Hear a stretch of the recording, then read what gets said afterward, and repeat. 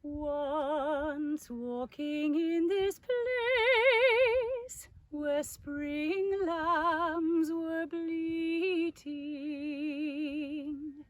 I found strangers at arm's length, gave a loving greeting. If life be short or long, that day